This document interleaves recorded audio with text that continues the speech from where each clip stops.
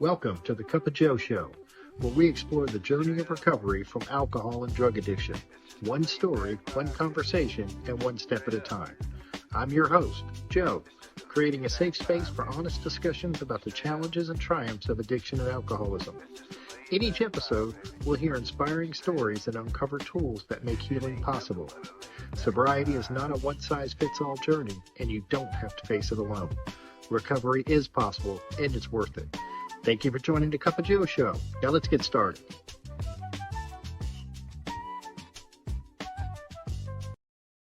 Hey everybody, welcome back to the Cup of Joe Show.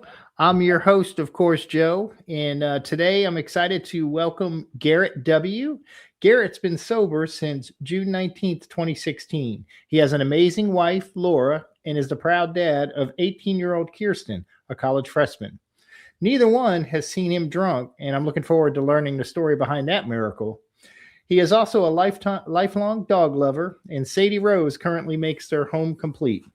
Garrett is an avid music fan who plays guitar, who he affectionately calls Scarlett and Ronnie, and a piano, Benny, and is a big believer in healthy living as a yoga instructor, circuit trainer, and regular at the gym. He speaks Spanish, has traveled extensively, and today works in the food industry helping ethnic restaurants succeed. Garrett's home group is the Primary Purpose Group in Griffin, Georgia, where he lives the promises of recovery through friendship, service, and watching lives change. He's currently serving as DCM in his district and stays deeply connected to recovery through working with others. I'm looking forward to learning more about Garrett's journey, so grab a cup of coffee, settle in, and let's get into it. Hey, Garrett, how are you doing today? Hey, Joe, I'm fantastic. You said it all. I got lucky. I just love that you name your guitar and your piano. That kind Absolutely.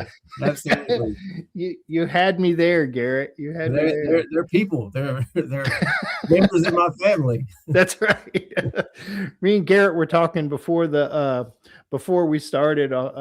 We were talking about that you can go into a bar, and if you can play a piano man in a bar, you don't have to drink anything, and you could be the most popular guy there. And Garrett can do that. I cannot. So what was it like growing up, Garrett? Well, I had every opportunity to succeed in life. I love to preface my growing up with nothing traumatic has ever happened to me. So some of the worst things that have happened in my life have happened since I've been sober in the last 10 years. Before that, like growing up, I had an idyllic childhood. Growing up in West Central Georgia in a small, what we call cotton mill town. Lots of mills, lots of cotton mills around here. They've been around. I live right now about 3 miles from where my great grandparents raised my grandparents. They were mill workers. My grandfather and all of his brothers went off to World War II, and they all came back.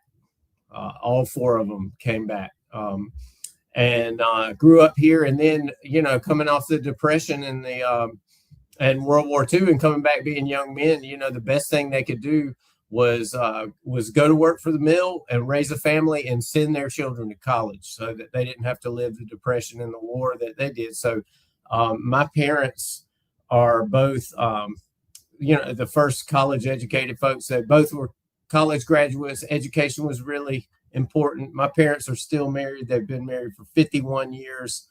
I have a sister that's basically, we grew up like the same age. She's 2 years younger. She calls me her big brother, but she's always been the responsible one. We grew up, if there's like a litmus test for alcoholism, you could test us, because we grew up in exactly the same circumstances. We were both loved. There was never chaos in our house. Mom and dad loved each other. They both worked. Mom's a school teacher. Dad was a social worker. Mom was home during the summertime. We had kids all around the neighborhood. We lived the 80s and 90s. When the street lights come on, that was curfew. Everybody's parents had their own way of calling them home. one of the kids up the road, his dad would have this loud whistle. And I'm telling you, this kid would, if he was in the middle of batting in baseball, he would drop that bat and haul tail home. My dad's was a Tarzan yell that he would, that you could hear him all the way through the woods. Anyway, it was fantastic growing up. My grandparents lived right up the street. And, you know, I could get bogged down in telling this, you know, painting the picture of what it was like in middle class, small Southern town in Georgia. Went to the same high school my grandparents went to. You know, my sister and I were very close. It was more like, looking back, it's more like having a roommate than a sister, you know, because we shared clothes and we hung out in the same friend group, and we were more friends than anything. And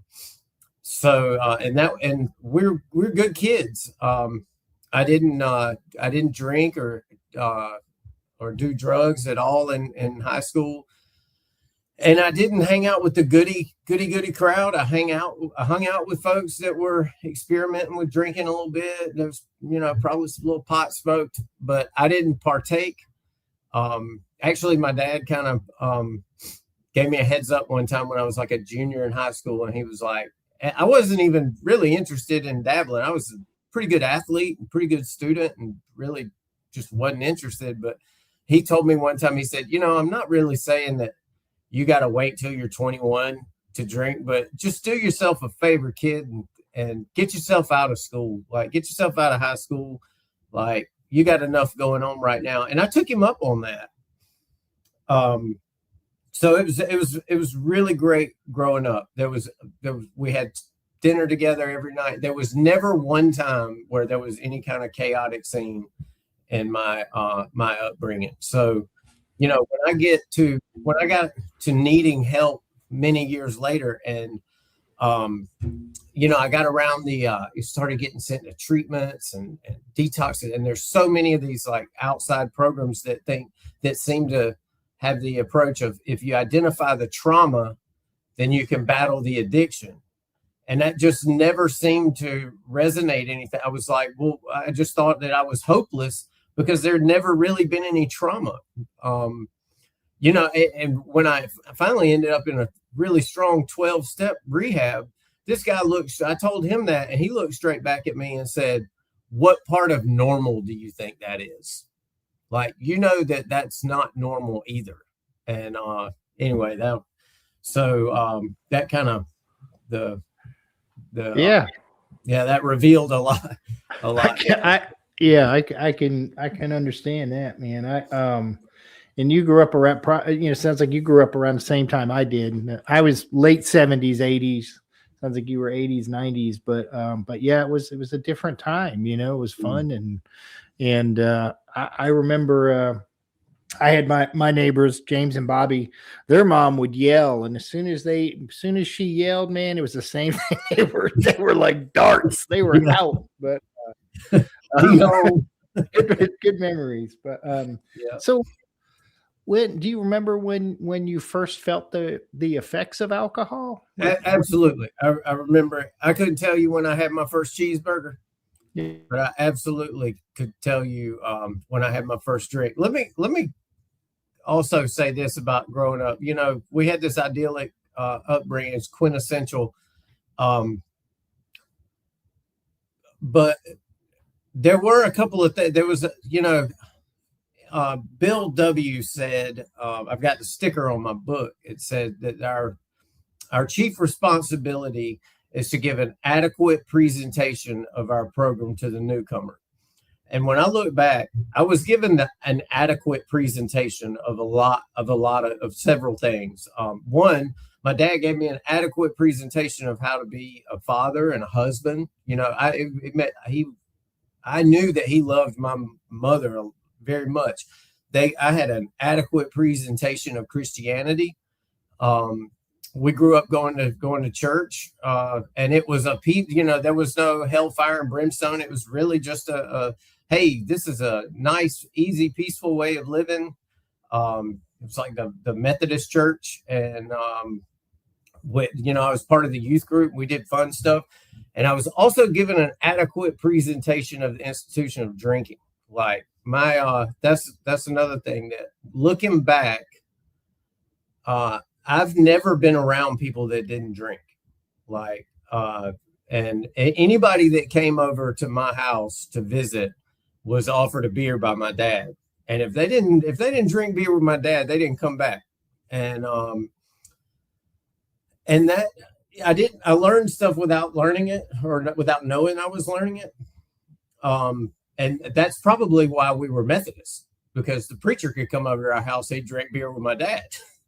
But it was great. But I also, if somebody came over and drank too much or got rowdy or drank liquor, they didn't come back either. So I got this really great presentation of, this is what grown-ups do when they get together, when there's weddings, when there's, funerals. It doesn't matter what situation, grown-ups drink together. So I wasn't grown up, so I hung out with kids and I didn't drink. But when I went off to college, classes hadn't even started. Like, I just went off on a soccer scholarship to play college, and was there to practice. And before classes even started, when the students checked in, I got invited to a party, and I didn't go there to drink. I didn't go to there to not drink. I just said, yeah, I'll go. I usually didn't go to those parties, but, and I went there, and some guy offered, the host of the party welcomed me. And it was like, the quintessential college party. Like, they had couches set up in the yards, and the party spilling out into the street. And this guy with this big afro, comes up and introduces himself. He was really nice. He asked me if I wanted a beer. I can tell you right now, it's one of those big oil can, Foster type, big, cute, 32-ounce can of beer. And it was called Red Elephant. And it had a big old elephant on the side of it. And I drank that. And the rest. I remember it. It was, fall semester 1995. So it was right at 30 years ago. I had my first drink, and for the rest of college, I walked around campus looking for my people. We go to school and we party. So yeah, I do remember I fit in with everyone. I fit in with the jocks, with the weirdos, with the freaks, with the goody goodies. If you drank beer, we were friends. Yeah, I get that, man. That was so. So you're in college and you're finding your people. Were there any early consequences? Anything that was kind of like, this is not normal. This might not be normal. Wow. Yeah. So I loved being in college so much. I was a really good student. I liked learning. I liked going to classes. I liked being around professors. And I also, I was learning how to love to party, and I loved living away from home. I loved the dorms with all the people around. And so the second semester of school, so that went on. I played soccer. I was learning how to party first semester. Second semester was off season. It was in the winter. And I got caught drinking in the dorms and got kicked out of the dorms and had to go back and live with my parents. And I lost my scholarship to play soccer. So that was the first time. And we're talking, this is only 6 months into my drinking, and I'm already losing something that was really, really important to me. And I didn't even and it wasn't, like you were saying, it wasn't happening to anybody else. That didn't happen to anybody else on the soccer team or anybody else I hung out with. So yes, already. So, and the problem couldn't have been my drinking. It was that the school was too strict. So what I needed to do is to go to a bigger school with less rules. And so I did that. The first geographic. Yeah, absolutely. Yeah.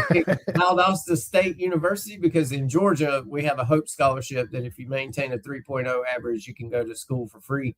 And so I moved to Valdosta. I picked that school because it was the farthest away from my hometown where I could still have our Hope Scholarship. I believe it or not, I know Valdosta, Georgia. Another life. I was down there at an archery tournament. Oh, Believe in a nice. 3D archery. They used to have a huge tournament down there. But anyway, so I know Valdosta. It's hot. So uh, so you're in Valdosta, and wait, so now you're really away from home. How is things getting better, worse? Where are you going in this? So I found my people right away, and I fell in with a crowd that was very affluent. I fell in with a pretty big crowd of guys who came from South Georgia that took me in, and they had they all came from lots of money. I didn't have an allowance. I was, and it, it didn't matter if you're willing to throw down with them, you could hang out with them, and I was willing, but it wasn't getting so bad yet. Like, I kept good grades, and I had a little bit of clarity because after a year in Valdosta, I looked around, and every single person I hung out with had been busted for something. And it was usually minor because I wasn't hanging out with the real rough crowd. I was just hanging out with the party guys.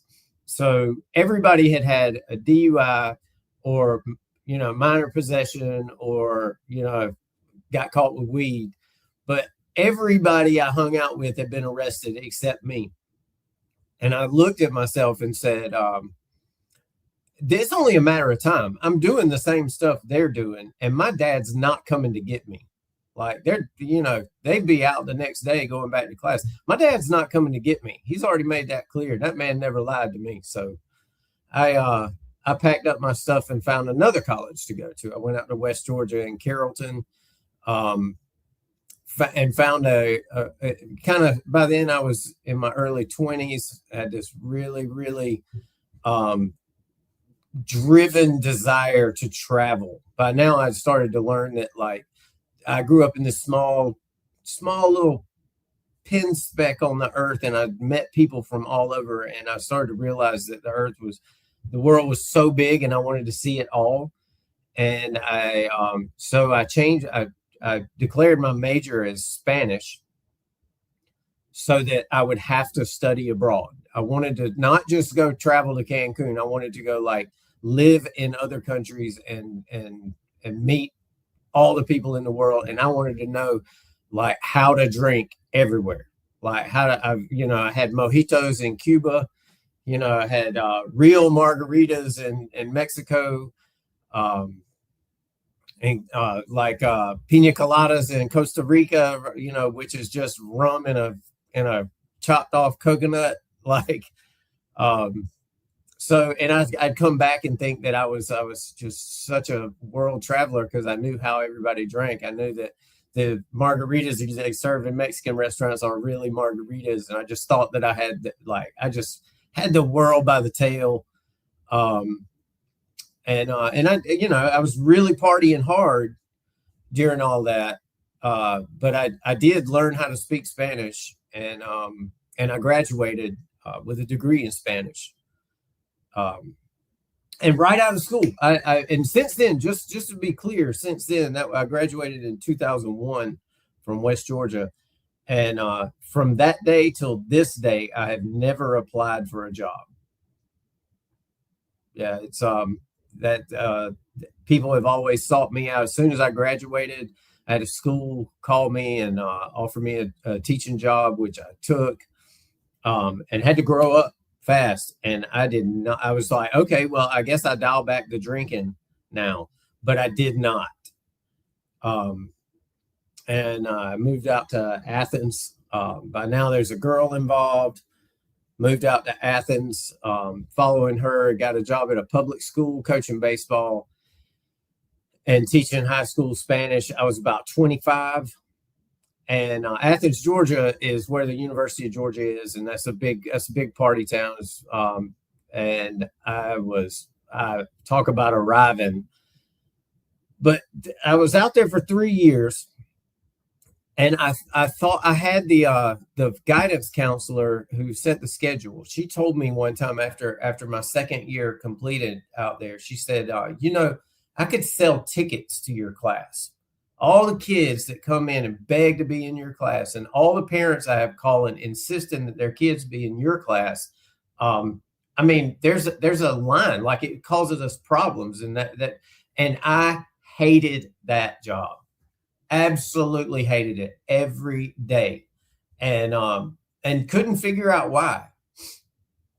And I'll circle back to that. I figured it out, but it took about 10 more years, and I figured it out. So I moved from Savannah, changing.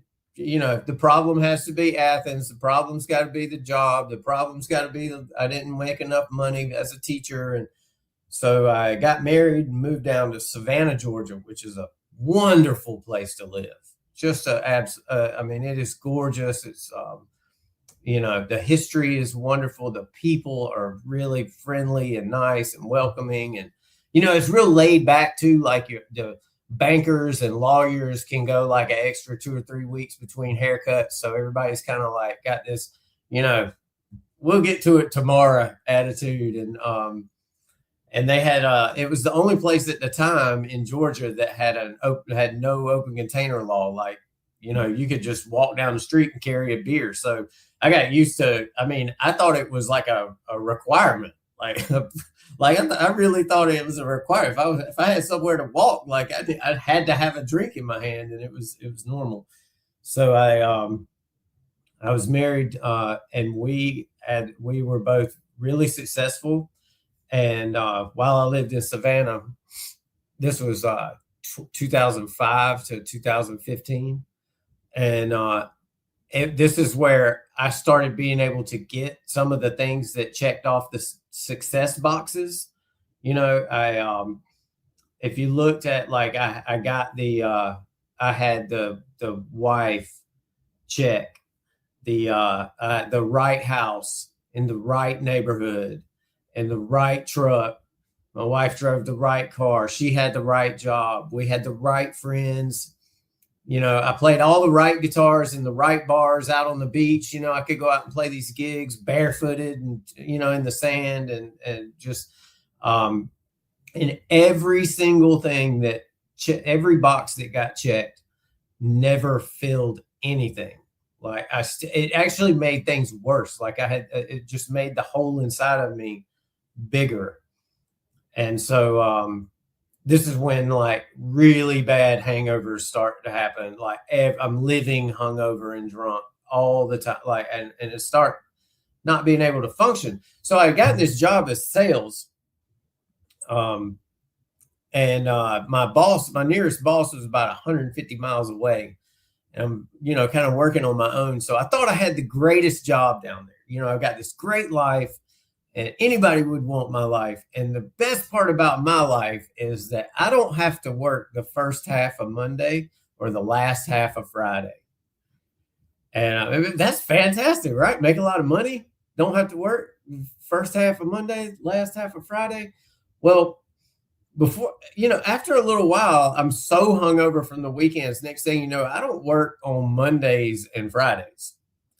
And then I don't work the first half of Tuesday and the last half of Thursday. And then I start getting in trouble at work for not working.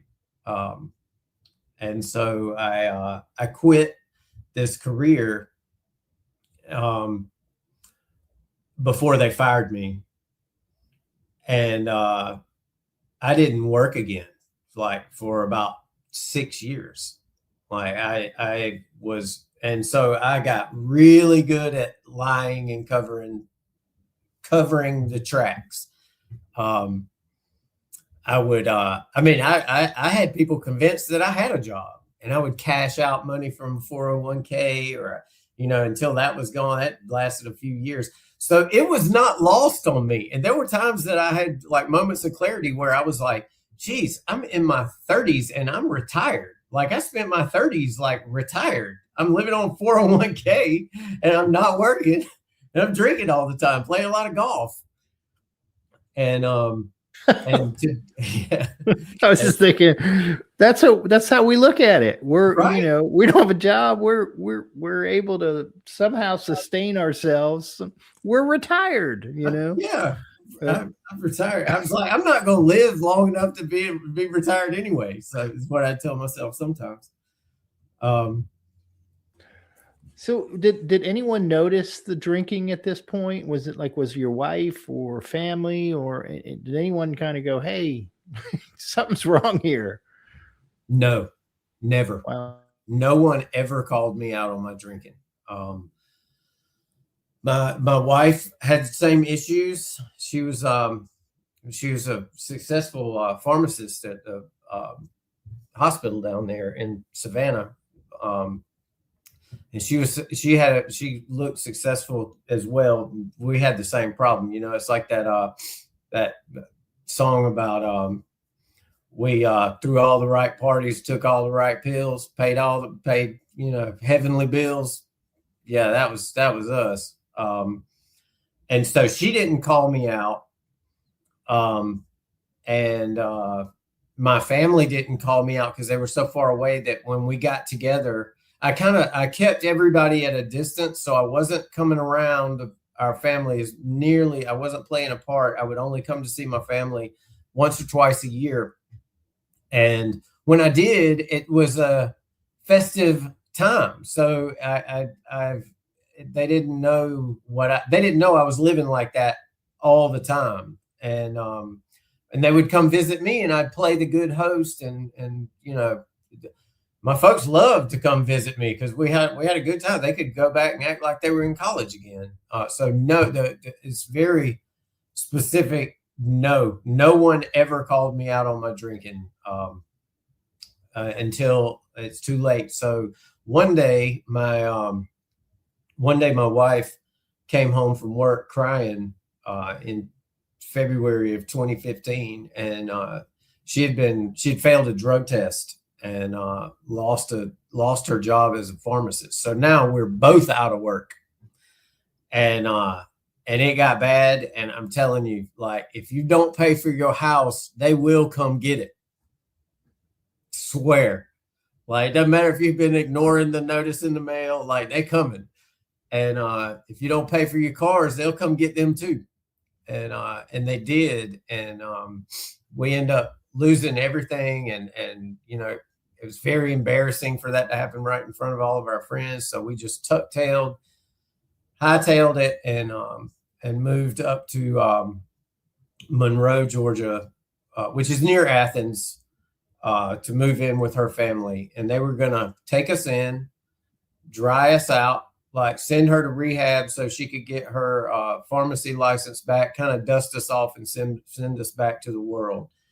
And I think it's worth noting on the way, like, these hangovers had gotten so bad that I had found a cure for the hangovers, and these were in what people call pain pills, you know, Percocets, like opiates. Like, I loved them, ate them like candy, got addicted to them. And I could see that these were the problem, not my drinking. The drinking is normal, but these are the problems. So I need to quit. And we'd gotten pretty bad hooked. And I'm telling you, we holed up in a hotel and dried up off of those. And it was awful. It was god awful. It was as bad as the movies make it seem. But when that passed, I didn't really want to do drugs anymore. But my drink, you know, now I can drink like a normal person, but I couldn't stop. So we end up going past the hotel and moving in with her folks, and they sent her to this rehab in June of 2015. And she went to rehab, and she got sober. And as far as I know, she is still sober today. I spent the next year trying to, like, really learning what phenomenon of craving is, really learning what obsession of the mind and allergy of the body is, really learning about the spiritual malady, but having no clue that's what I was learning. I just thought, I need to make these voices calm down. I started stealing anything I could get my hands on. I started selling anything I'd owned. I only had one guitar left from my whole life. And had my eye on that one. Like maybe I could just turn it in for a little while, but I would go, and I would steal enough to, fill up the car with gas, buy a pint of liquor, drive around, drink the pint of liquor, realize I was too drunk, find an old abandoned house or a state park somewhere where I could hide out, and I'd get in the back seat and I'd go to sleep, and I'd say, when I wake up, I'm never doing this again. And I'd go to sleep and I'd wake up, and every cell in my body screamed, I have got to have another drink. I mean, I can't go home. I can't live. And that went on for a solid year. After about 6 months into that, this is where this is the first time that somebody called me out. Now my wife is in recovery. She's going to this IOP, and they're sending her to 12-step meetings, to AA meetings in the evenings.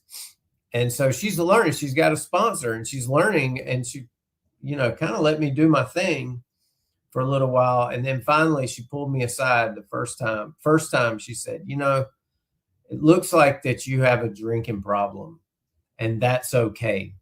That was a big deal. It's okay. I do too. She was like, if you have a drinking problem, we'll do whatever it takes to help you, to get you help. But if you don't have a drinking problem, then I need you to quit. I need you to stop. And if drinking is not a problem, then quitting won't be a problem either. And I said, okay, you're right. I'm done. I can do this. I can do anything I put my mind to. So I quit. And 2 hours later, I changed my mind. I thought that was kind of drastic. It was a long 2 hours. That was a long. Well, I was committed for about an hour. Yeah. And then afterwards, it just started dialing in. Like maybe forever was kind of a long shot. Maybe I could make it to the summer. Yeah. Maybe I could make it to the weekend. Maybe I could make it to tomorrow. Who am I fooling? I'm Garrett. Yes. I always tell people, if I ever write a book, it's going to be called Bottles into Kutsu, because I was always throwing half drunk liquor bottles into. We had all this kutsu in our backyard. I was just throwing them in there, going, "I'll never do this again." Mm-hmm. And literally, when you said the 2 hours, I'm like, "That's the magic number." 2 hours later, man, I'm at the liquor store again, buying more. I get that. So, what was the turning point, Garrett? What happened? Well, so I can't wait to tell you that part. So the second time my wife came to me and said, now your drinking is obviously a problem, and that's okay. But you've proven that you can't stop drinking without help, and it really is okay. But if you want to stay here tonight, you're going to have to go to the AA meeting with me. She was probably about 8 or 9 months into recovery, and was going to AA meetings every day. And I was like, okay. At first I was like, no way, I'm not going. I didn't know why I was so resistant. Looking back, I've never been around people that don't drink. I'm scared of people that don't drink. There's something wrong with people that don't drink, and people in AA don't drink. They're kind of famous for it. And so when she said, if you want to stay here tonight, you just have to go to the meeting. Now, it's real important to point out, she didn't say, if you want to stay here tonight, you have to stop drinking. Looking back, this is how I know she was working with a sponsor, because Anybody else would have said, you have to stop drinking. She stopped saying that. She said, you have to go to an AA meeting. And I said, okay. So I went to an AA meeting, and first thing that all I remember them telling me was keep coming back. And but I do remember the way they looked at me, because everybody else in my life at that point was starting to look at me like, what's wrong with you? Like, we know you. You're a pretty good guy. Like, why can't you get it together? And I went to that AA meeting, and those guys looked at me like, we know. It's okay. Come on in. And the first thing that opened the door was the first guy that shared said, I love drinking. I love everything about it. I love going to the liquor store. I love drinking alone. I love drinking in bars. And I was like, me too. Like, I didn't think you're supposed to say that at AA. Like, wow, this guy knows the game. He knows me. And then he started talking about how it got to where he just couldn't drink anymore, and it wasn't fun. And then he couldn't stop. And his involvement with AA basically showed him how to stop. I'm not interested in you anymore. Like, but 10 years later, I remember that. I remember that specifically. So I did not stop drinking, but I started going to these meetings. These guys took me under their wing, and man, you talk about an adequate presentation of the AA program. I drank every day. It gave me a good excuse to get out of the house, go by the liquor store, and go somewhere where people were nice to me for an hour. And I would go, and nobody ever called me out on the carpet. Nobody said anything to me, but they started working on me, because I thought this was somewhere where we could just all go and hang out. So I was like, I don't want to talk about what y'all are talking about. That's lame. I want to talk about like what I want to talk about. And all I got to do is say, I'm Garrett and I'm alcoholic, and I get to talk. Well, they started pulling me aside after the meeting, and they started saying stuff like, why do you think we all here? Why do you think we here? And I said, I think we're here because this is like group therapy. We come here and help each other solve our each other's problems. And he said, you are wrong.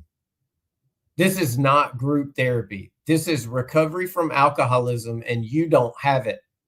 What we need from you is for you to keep coming here. We need you here. We want you here. We like you. But we need for you to get with one of us outside the meeting, take the steps we took, and then come back to the meeting and share about what happened when you took them. Hell no. No, what? Thanks, but no thanks. I'll see you tomorrow. Y'all let's keep going like it's real nice. Like, y'all just be nice to me, and I'll come, get an hour respite every day. So then this one guy came up to me, and this it wasn't the turning point. I kept drinking, but this is the first guy that got through to me. They had this meeting, and usually they just let people share, and if nobody shared, it'd just be quiet, like one of those. But this one day I come in, and these two main guys are sitting up at the front. This one guy had like 40 years sober. He was from up north, from like Vermont. And he had a sponsee who was in his 60s, late 60s.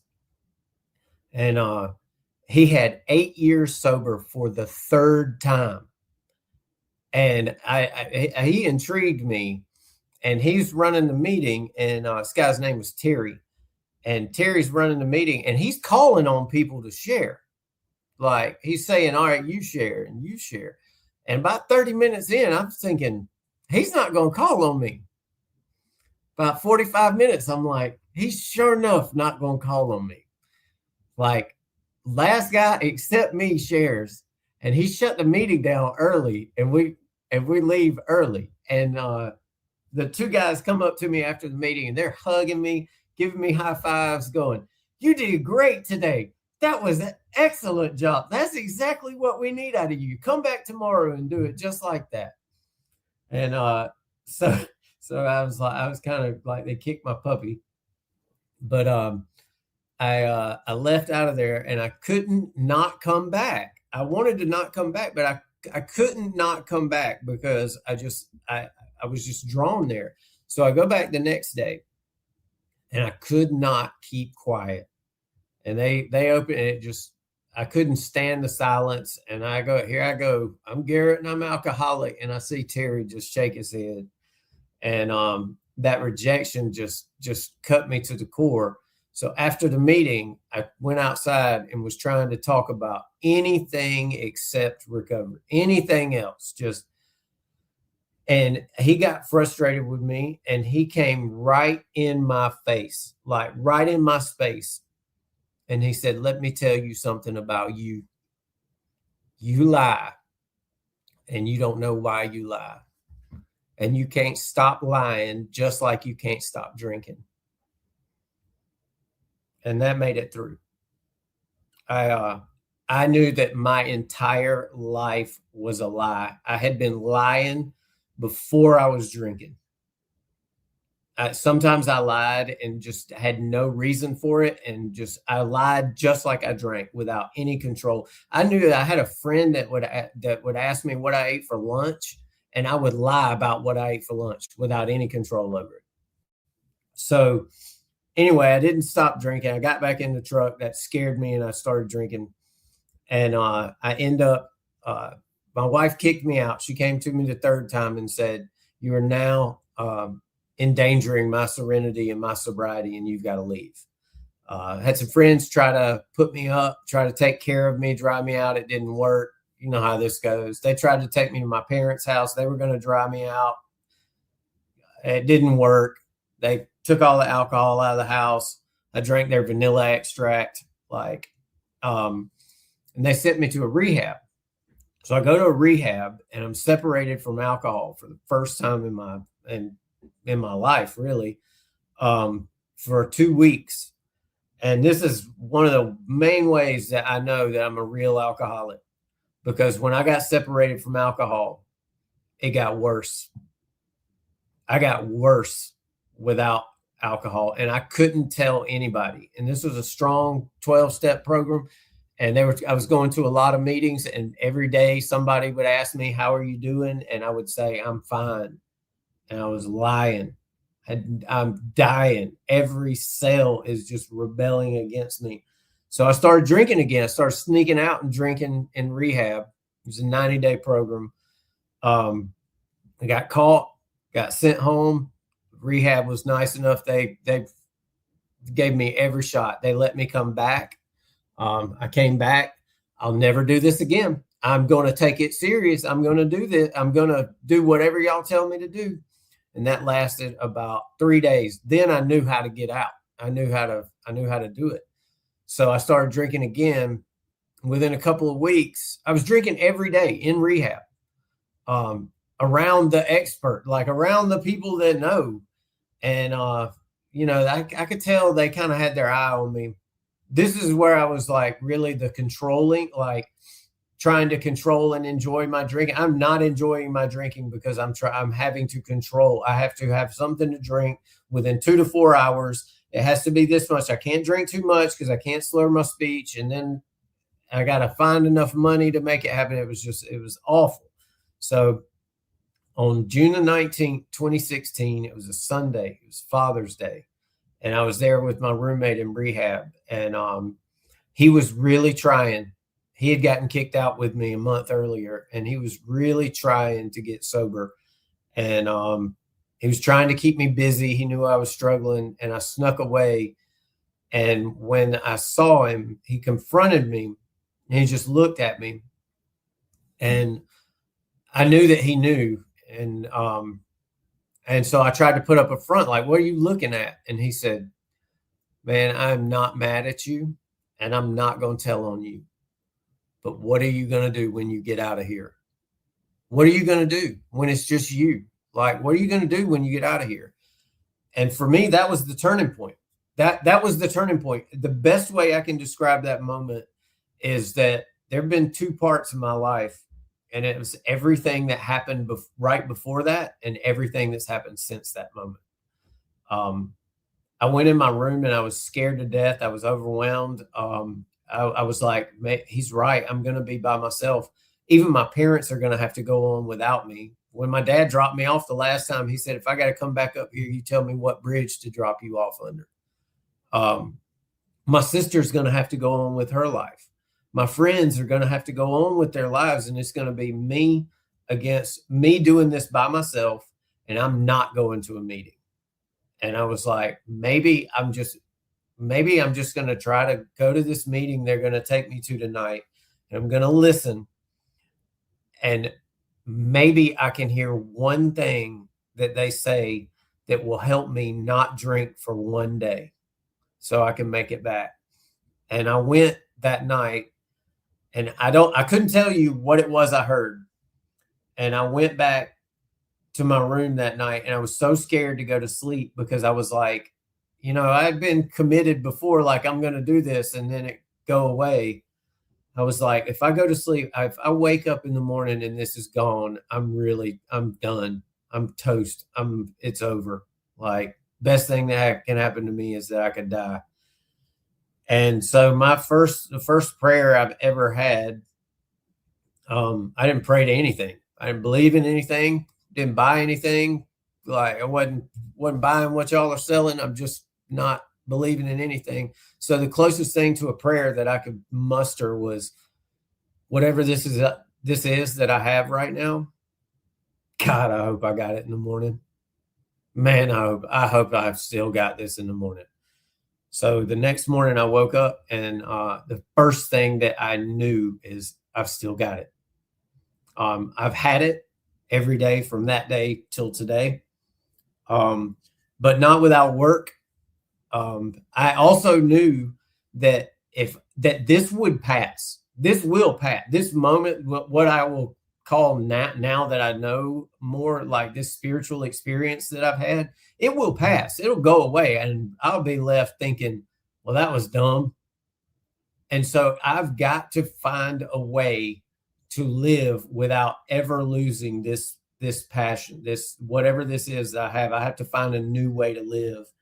And so I became committed to finding that.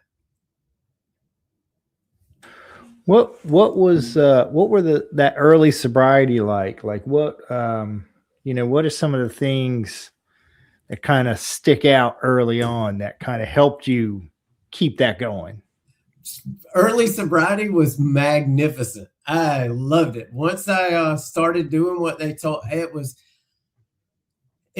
incredible. It was the relax and do not struggle. That promise came quickly. Like, I was taught how to pray in a way that makes sense to me.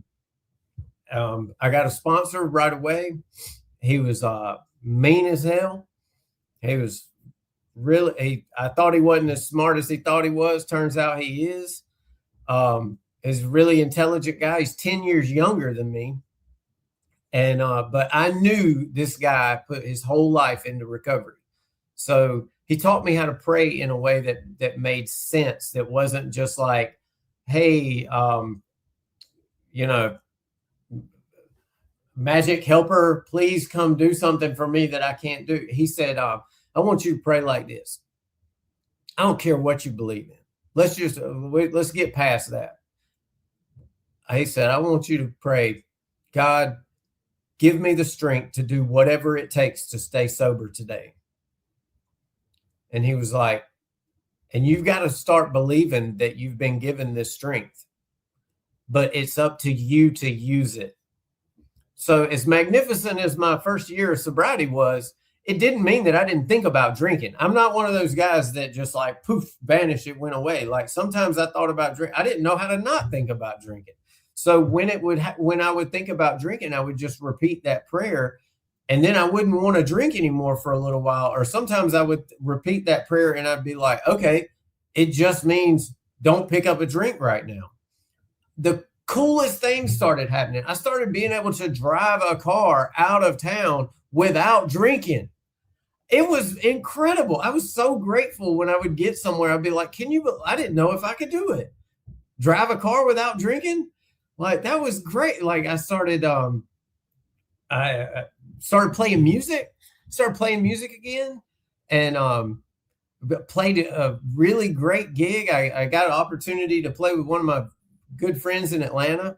And he offered me to play a gig of some Allman Brothers song, my favorite band. He knew I knew these songs, and he was like, hey, come sit in with me, play a set at the Northside Tavern with 90 Days Sober.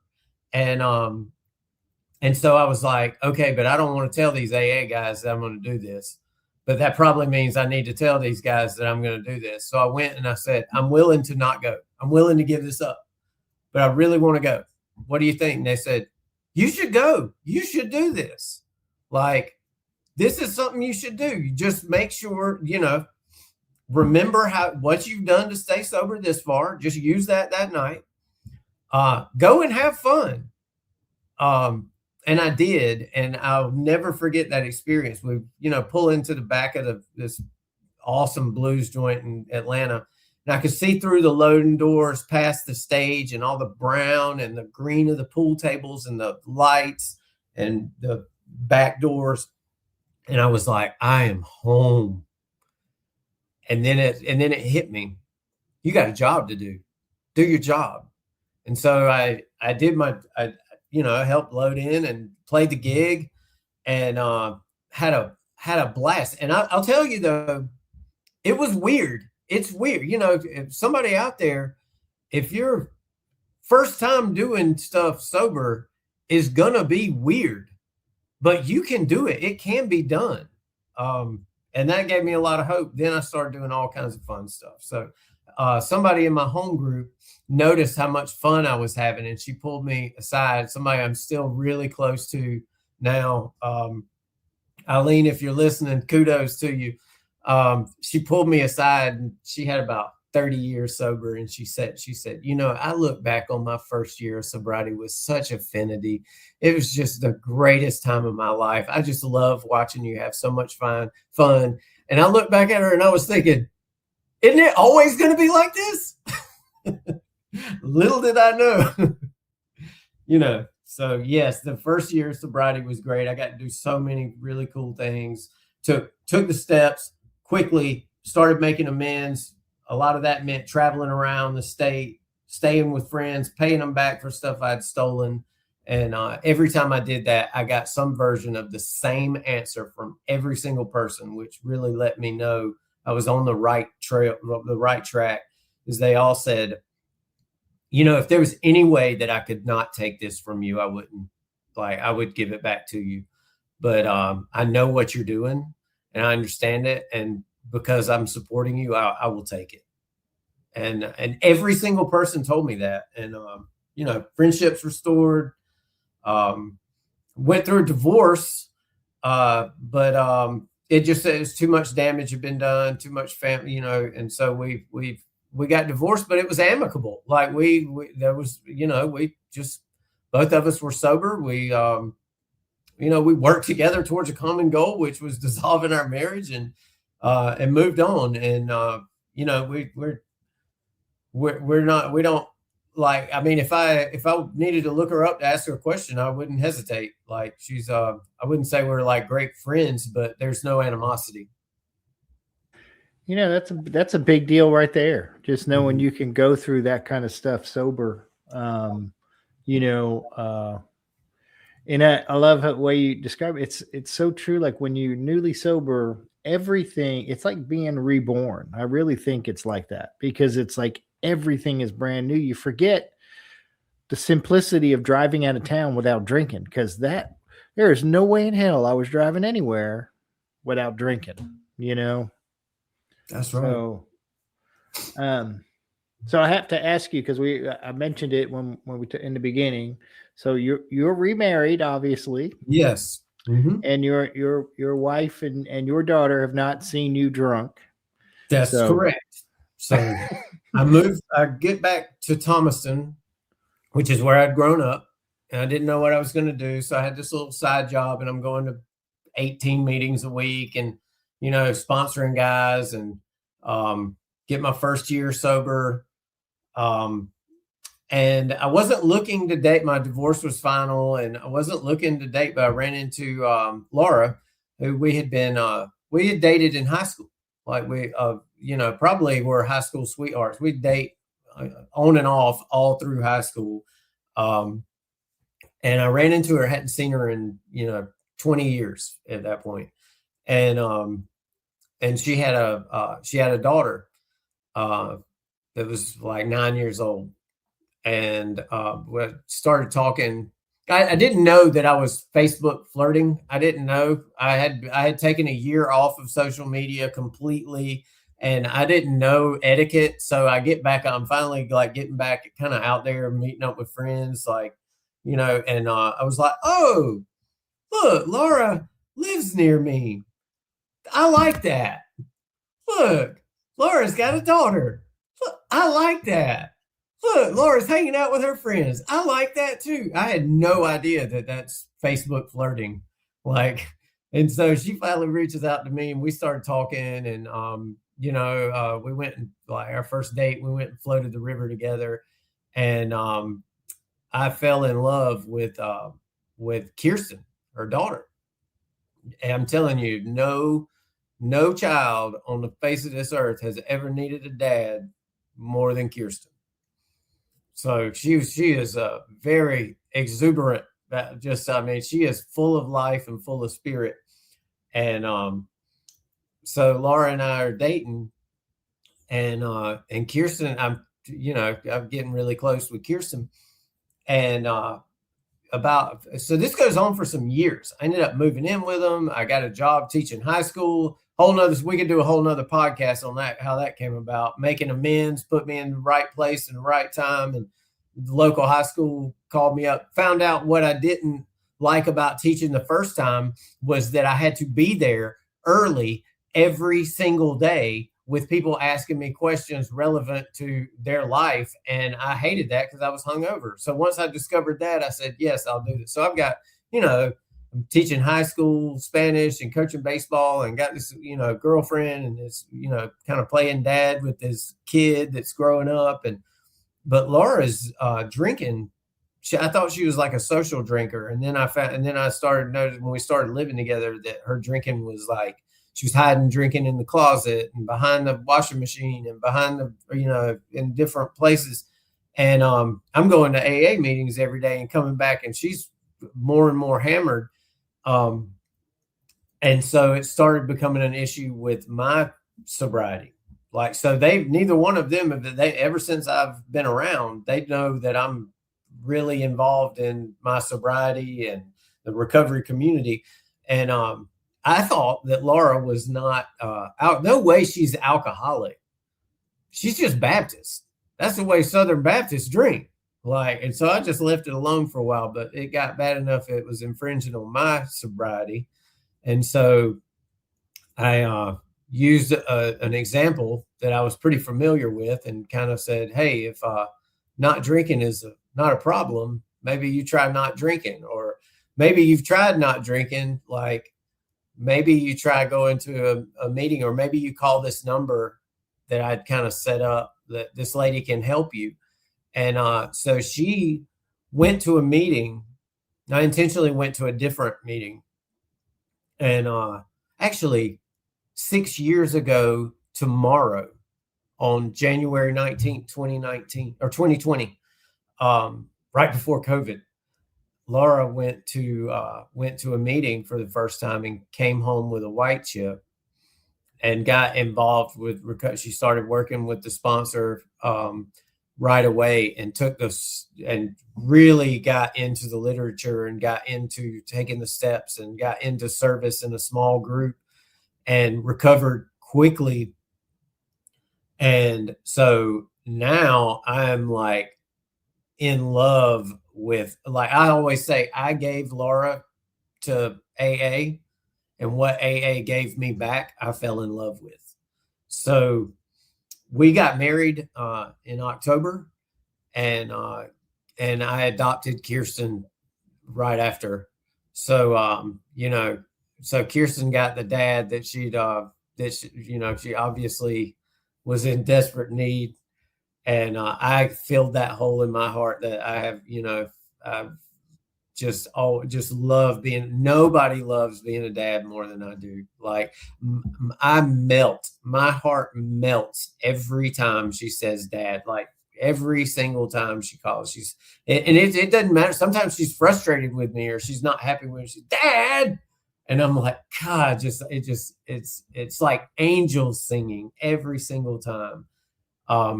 So yeah, so they don't know me drink. Now she's 18 and about to be 19. She's a freshman in college and she's doing her own experiment. And so we have this great relationship and, she thinks I'm cool. She's but like she's doing her own experimenting right now.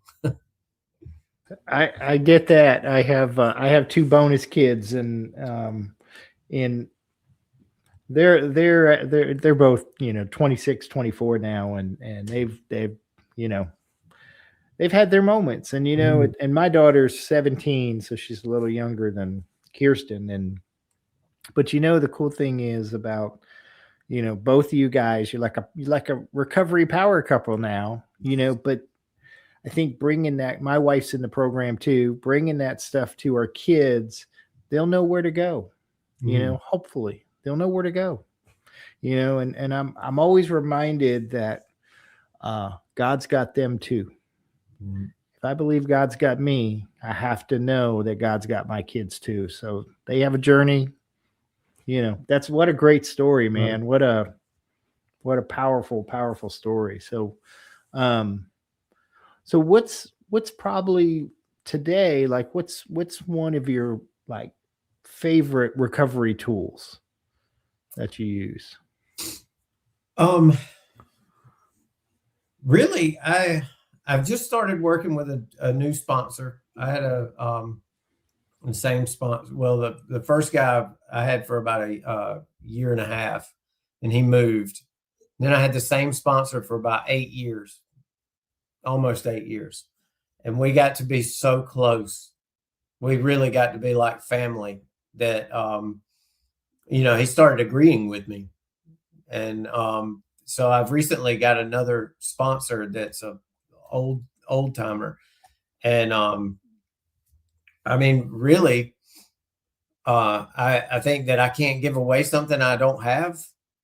So my favorite tool is working with others. So, if I'm not spiritually fit, intense work with another alcoholic will save the day. So it's good to have some newcomers. But, it was pointed out to me recently, like, you're not happy, joyous, and free, and it's written all over you. And that's why you're not sponsoring newcomers. You still got your, 5 or 6 guys that are all recovered, and y'all kind of go walking shoulder to shoulder in life, like the book's talking about. No new guys are asking you to take them through the steps. And and so what I needed was a new experience in recovery. So my favorite tool, my favorite tool of the program is the program. It's the whole program. But that manifests itself through working with others. Yeah, that makes a lot of sense too. What would you say to somebody who maybe is listening that might be feeling hopeless right now? Oh man, I know how you feel. What I would say is, this is not the end. Like, the best thing that I could have hoped for was that I would die. When I was hopeless, that was the best case scenario, is that I just wouldn't wake up, that it would be painless, and I just would not exist tomorrow. There's no way I was going to be a recovery guy. No way I'm going to be a guy that doesn't drink alcohol. No way. And to somebody, if somebody's hopeless, I'm saying, through this program, like this way of life, I've got a career that I didn't ask for. That's a fulfilling career. I have a wife and a daughter that, just, I wish you could see it like that. I cherish. I got to ride with a sponsee from here to San Diego, all the way to the Pacific Ocean, moving him when he got into the Navy. He got transferred, and we rode together all the way across the country. Spent 2 days in the Grand Canyon, driving through West Texas. Spent a week in San Diego trying to get him acclimated and going to meetings all across the country. And when I stood at the Grand Canyon, I went to Greece with my daughter this last spring for her senior year. When I stood at Nafplio, it's one of the most gorgeous places on the Mediterranean ever. Some of these places, I stood on the football field with my daughter on homecoming night, facing my whole hometown.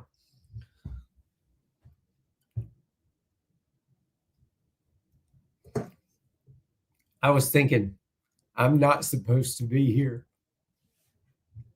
I'm not even supposed to be here. If I'd have got what I wanted, I wouldn't be here.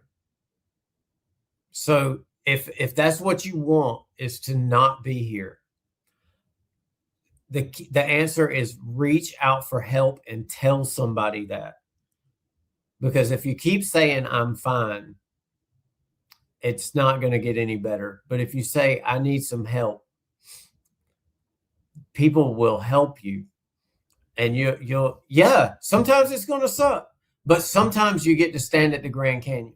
Sometimes you get to go to the beach. Sometimes you get to fly on an airplane. Sometimes you get to show up for your family. That's a pretty big deal. You remind me of when you say fine, it's like I remember I was taught, early on, fine is effed up, insecure, neurotic, and emotionally out of control. Yeah, I am fine. It's a lie. It's a lie. I tell people, if I ever tell you I'm fine, you just know I'm lying to you. It's a lie. That's it. 100%. Is there anything that you wanted to talk about that we haven't? You don't want to open that can of worms. Briefly, Garrett. Briefly. No. Yeah. I think if I could touch on anything that I haven't is getting involved in service. They showed me in AA that service could be anything from showing up early and setting up chairs to helping somebody to a seat, to greeting people at the door, being nice to people, making coffee, all those things. And it is service. But part of service is getting uncomfortable. When I was 6 months sober, they asked me to be the secretary, and I was like, no way I'm going to do and they said it was a 2-year position. And I was like, I don't even know if I'll be sober in 2 years. And they were like, it's okay. You can't mess it up. If you mess it up, we'll just fix it. So I kind of went out of my comfort zone and said I would do it. And that walked itself into being the GSR of the group, which, let me say this very adamantly, that anybody that's been in service before knows this already, but being the GSR of the group does not make you the captain of the team. It is not the president of the club. It is actually a step in the other direction. It's a position of humility that says sometimes I have to go to the zone meetings or the state assemblies, and I have to vote for things that I don't agree with because this is what y'all told me to do. I'm just a carrier pigeon. I'm just a guy carrying a message from one place to another and then carrying it back. That walked me into opportunity of being the district representative, which is more of the same. I just have to be able to listen to people that I don't know as well and go tell somebody else what they said. It's still just more of the same. But what it's done for me is it's introduced me to people all over our state and even broader than our state, that wherever I go, I personally know these folks. I know their families and I know who they are and what they do. And it's opened a whole new realm. And people around here, in my home group, they look at me and say, well, of course you do that, Garrett. because you're a different breed. That's what they say. You're a different breed. My answer to that is no. I'm the same breed as y'all. The thing is, I do all this because it was that bad. That's how bad I was living. That's how bad that it was, and that's what I'm willing to do to get better. And I just wish that everybody would just find out where there's a need and dive in. You'll be surprised at like the things you can do and the time you have and how it all just always seems to work out. No, it's a big deal, and thank you for your service, Garrett. Man, that those positions are important, and you know, and it takes people like yourself to fill them, and it's always a difficult thing. I know in our area to fill some of these positions. People are like 2, 3, 4 year commitment. What? It's like, how about we just get through today? Just commit and get through today. Yeah. Well, man, thank you so much for sharing your experience, strength, and hope. It means a lot. But I can't let you go without doing our rapid fire questions. Shoot. No pressure. Okay. All right, Garrett. What is your favorite recovery slogan? One day at a time. What is your least favorite recovery slogan? Think, think, think.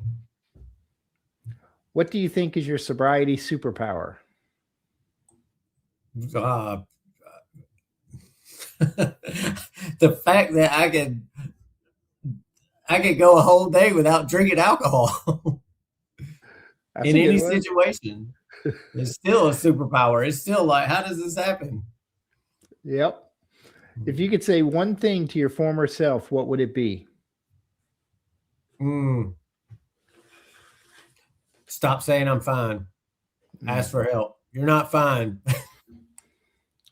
What song do you play to lift your spirits when you need a boost? Blue Sky by the Allman Brothers.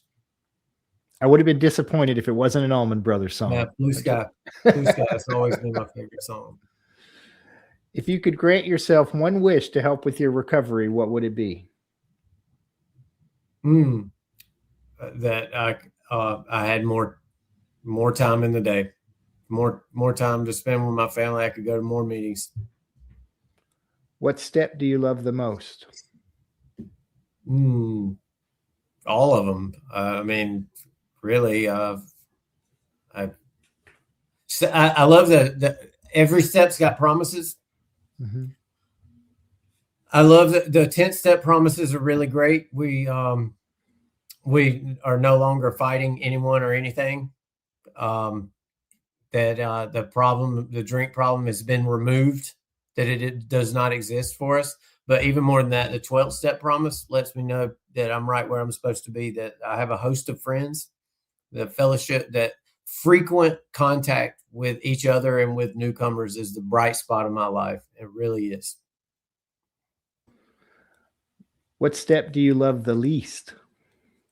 None of them. I could probably talk about the one I understand the least. Like step 6 is so simple. Like it's just so simple. It gets like one paragraph, like 3 sentences. It's just, are you ready? Yes, I'm ready. Let's go. But I wouldn't say it's the least favorite. It's just, I mean, I take them all. What is one of your favorite movies? What movie? I like Charlie Wilson's War. Cool. And finally, if heaven exists, what would you like to hear God say when you arrive at the pearly gates? Oh, that's a belief system I haven't subscribed to. I don't really know that, but I tell you what, if my dogs aren't in heaven, I don't want to go. Fair enough, man. Fair enough. Man, thank you so much for sharing your story, Garrett. It's been an honor, brother. It really Absolutely. has. Thanks for inviting me. I love your format. Oh, thank you, man. And for the rest of you out there, please subscribe to our friends at thedailyponderables.com. your recovery source for inspiration and encouragement every day. A new episode of The Cup of Joe Show is released every Thursday at noon. Visit thecupofjoeshow.net, or you can listen to the show in your favorite podcast apps: Podbean, Apple, Spotify, YouTube, and others. Just search for The Cup of Joe Show. Don't forget the "the." Please like, follow, subscribe, and share, because someone out there needs to hear this today. Have a good day, everybody. It's just a laid-back vibe, baby. We hope you enjoyed today's Experience, Strength, and Hope. We are so grateful you decided to join us. Please share this episode with someone who might need it. Also, don't forget to like and subscribe. Remember, no matter where you are in your recovery journey, you are not alone. Reach up and reach out to someone. Please do not suffer in silence. Until next time, let's take it 1 minute, 1 hour, and 1 day at a time. Thanks for listening to The Cup of Joe Show.